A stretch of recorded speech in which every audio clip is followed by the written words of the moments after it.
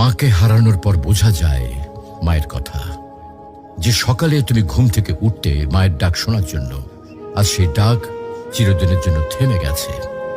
যে হাতে তোমার জন্য খাবার বানাতেন, ভালোবাসা দিয়ে মাথায় হাত বুলিয়ে দিতেন, আজ সেই হাত মাটির নিচে।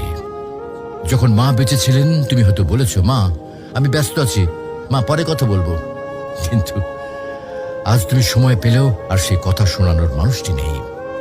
আজ তুমি চাইলে আর মাকে ফোন করে বলতে পারবে না, মা আমি পৌঁছে গেছি। আজ তুমি ঘরে ফিরলেও আর কেউ দরজায় দাঁড়িয়ে হাসি মুখে বলবে না, টেবিলে খাবার রাখা আছে, খেয়ে নিস বাবা। মাকে হারানোর পর বোঝা যায় তিনি শুধু একজন মা ছিলেন না, তিনি ছিলেন ঘরের আলো, জীবনের দোয়া আর হৃদয়ের শান্তি। এখন বুঝতে পারো মা যে বারবার নামাজের কথা বলতেন, ভালো মানুষের সাথে চলতে বলতেন, এগুলো তোমার জন্য কত বড় উপহার ছিল। প্রিয় ভাই বোন, মাকে হারিয়ে আফসোস করার আগে কদর করো। মায়ের হাতে চুমো দাও, তার জন্য দোয়া করো, তাকে জড়িয়ে ধরো যতদিন তিনি আছেন। কারণ হয়তো একদিন তুমি শুধু বসে বসে কাঁদবে আর মনে পড়বে, ইস যদি মাকে আরেকবার জড়িয়ে ধরতে পারতাম। মাকে হারানো মানে পৃথিবীর সব থেকে বড় আশ্রয় হারিয়ে ফেলা।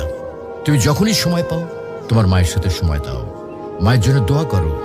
মা যদি আজকে ইহলোক ত্যাগ করেন তাহলে তিনি আর ফিরে